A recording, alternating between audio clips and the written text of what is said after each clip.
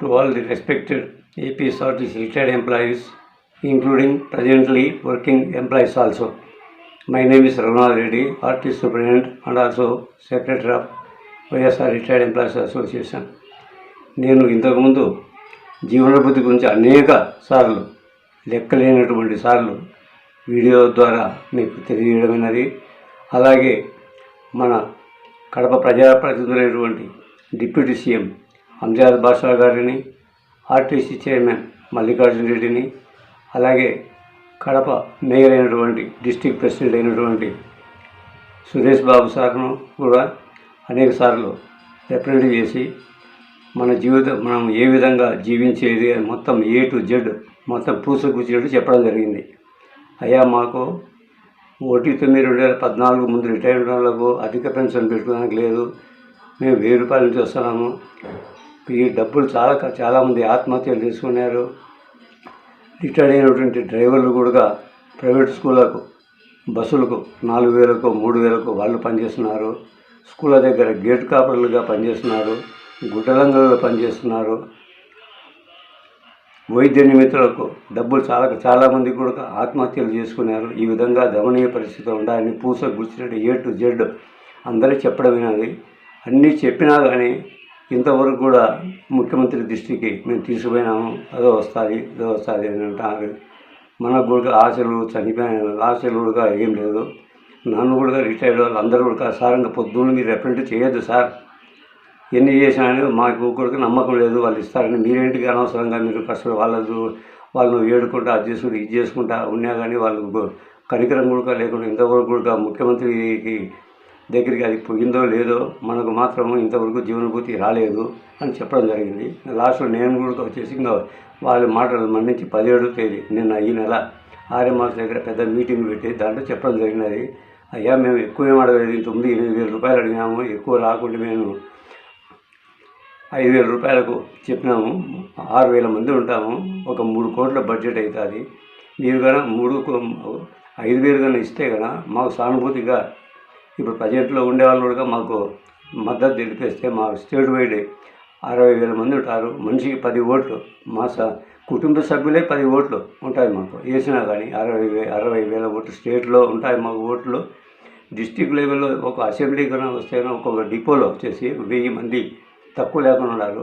10 ఓట్లు వేసుకున్నా కానీ 10,000 ఒక అసెంబ్లీ స్థానాలకు 10,000 ఓట్లు ఉంటాయన్నమాట.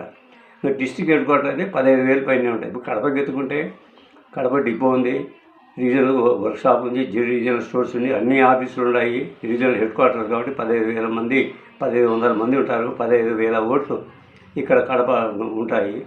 ఇన్ని విధాలుగా మేము జగన్మోహన్ రెడ్డి గారు చెప్పినాం, సార్ మీ ఓట్ బ్యాంక్ సార్, ఒక 5,000 ఇవ్వండి, మేమంతా మీకు సాయం చేసి మీకు ఓట్లు వేస్తాం. అయితే ఈరోజు వచ్చి టీవీలో అనౌన్స్మెంట్లో ఈ నెల 31వ తేదీ క్యాబినెట్ మీటింగ్ ఉండాలని టీవీలో స్క్రోలింగ్లో వచ్చింది. కాబట్టి నేను as a YSR retired employees association నేను సెక్రటరీ కాబట్టి ముఖ్యమంత్రి దృష్టికి తీసుకోవాల్సిన నా బాధ్యత ఉంది. కాబట్టి మన కడపలో ఉన్నటువంటి డిప్యూటీ చీఫ్ మినిస్టర్ అంజాద్ బాషా గారిని కలవాలని నేను నిర్ణయించుకున్నాను.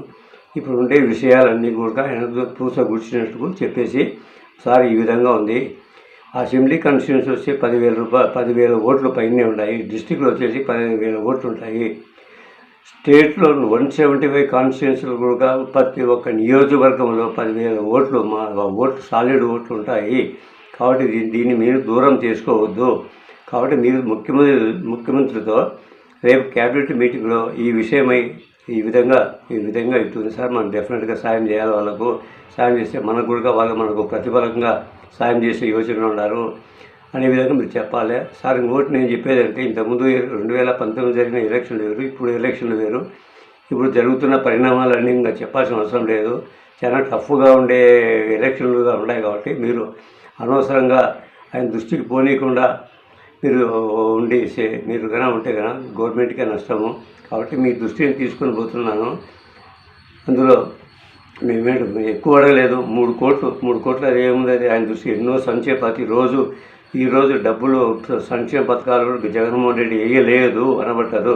ప్రతిరోజు బట్టలు నొక్కుతూనే ఉన్నాడు, డబ్బులు 1,000 లక్షల కోట్లు పోతున్నాయన్నమాట. అయితే మా ఆర్టీసీ వాళ్ళకు మాత్రం 1 రూపాయి ఇవ్వడం లేదు. మామూలుగా పూర్తిగా అసంతృప్తిగా ఉన్న మాట వాస్తవం. నేను పూర్తిగా ఏకీభవిస్తున్నాను సార్. చాలామంది చెప్పినారు, ఏం సార్ మనకు ₹1 కూడా ఇవ్వలేదే జగన్మోహన్ రెడ్డి గారు, అందరికి ఇస్తున్నాడు, మన ఓట్ల శాతం ఇంత పెట్టుకొని మనం ఓట్లు వేసి గెలిపిస్తానడానికి మన వాణి ఆయన దృష్టికి పోలేకనే ఉంది. అయితే ఇంకో సామెత ఉంది, దేవుడు వరం ఇచ్చిన పూజారి వరం అని. ఈ సెక్రటరీలు ఆయనేమో ₹2 చెప్పినాడని చెప్తున్నారు ధనుంజయ రెడ్డి ఆయన ఎండీతో మాట్లాడినారు లేదో, ఇంతవరకు కూడా మా దృష్టికి ఏం రాలేదు అనే విధంగా ఆయన అంటున్నారు. కాబట్టి మీరు రేపు క్యాబినెట్ మీటింగ్లో డెఫినెట్గా ముఖ్యమంత్రి దృష్టికి తీసుకొని పోయి తీసుకోవాల్సిన బాధ్యత మీకు. వైఎస్ఆర్ పార్టీ తరఫున మీరు నెక్స్ట్ టికెట్ కూడా మీకే వచ్చేది. మీకు 15,000 ఓట్లు మా కాన్స్టిట్యూన్సీలో కడప నుండి మీకు వేసి గెలిపిస్తాము. ఎంపీ ఎలక్షన్లో కూడా ఎన్ని ఓట్లు ఉన్నాయి? 60,000 ఓట్లు ఉంటాయి ఒక కడపలో వచ్చేసి, కడప జిల్లాకు. ఇది కూడా అనవసరంగా మీరు దూరం చేసుకోవద్దు. ఆర్టీసీ దూరం చేసుకుంటే పార్టీకి నష్టము. మన వైఎస్ఆర్ నేను సెక్రటరీ కాబట్టి మీకు మరీ మీకు చేతులు జోడించి మీకు విన్నవించుకుంటున్నాను. రేపు క్యాబినెట్ మీటింగ్లో డెఫినెట్గా ఆయన దృష్టికి తీసుకుని పోయి మీరు అనౌన్స్మెంట్ చేపించేసి ప్రతిఫలం కూడా ఇమ్మీడియట్గా ఎలక్షన్లో మేనిఫెస్టోలో పెట్టినంటే మామూలు ఒప్పుకోరు. కాబట్టి డెఫినెట్ శాంక్షన్ చేపిస్తే 1 సెకండ్ వరకు వచ్చి పడుతుంది. సాఫ్ట్వేర్ కూడా మా ఆర్టీసీ దాంట్లో ఉంది, మా దాంట్లో ఆయన చేసిన ఒక క్షణంలో కూడా ₹3,000 అకౌంట్లో ₹5,000 అకౌంట్లో పడిపోయే సాఫ్ట్వేర్ కాబట్టి మీరు 31 తేదీ క్యాబినెట్ మీటింగ్లో మీరు చర్చించాలా. మీరు ఒకరే దానికి ఎలిజిబుల్ క్యాబినెట్ మీటింగ్లో పోయేంత అధికారం ఉంది కాబట్టి మీకు నేను చేస్తున్నాను. కాబట్టి 31 తేదీలోగా ఆయన కూడా నేను ఒత్తిడి కలిసి సవినయంగా చేసి ముఖ్యమంత్రి దృష్టికి తీసుకుపోయేట్టుగా ఆయన కూడా నేను పూర్తిగా ఒత్తిడి చేసే బాధ్యత నాదే. కాబట్టి మనము పూర్తిగా ఆయన మీద ఆధారపడింది. రేపు క్యాబినెట్ మీటింగ్లో మన భవిష్యత్తు ఆధారపడింది. ఇస్తారు, లేకుంటే మనకు కొద్దిగా ఇన్ని రోజులు బతకలేమో మనము. ఒకవేళ వేస్తే మనం అనుకూలంగా సార్ కూడా మనం ప్రతికూలంగా మన ఓట్లు వేసి గెలిపిస్తే చేస్తాము. కాబట్టి ముఖ్యమంత్రి గారికి దృష్టికి తీసుకుని పోవాల్సిన బాధ్యత డిప్యూటీ సీఎం గారికి ఉంది. కాబట్టి మిమ్మల్ని మరీ కోరుతున్నాను. రేపు తర్వాత ఆయన కలిసి పూర్తిగా ఒత్తిడి చేసి ముఖ్యమంత్రి దృష్టికి పోయేట్టుగా నా శాయశక్తిని కృషి చేస్తాను నేను చెప్తున్నాను. Very good. Thank you very much.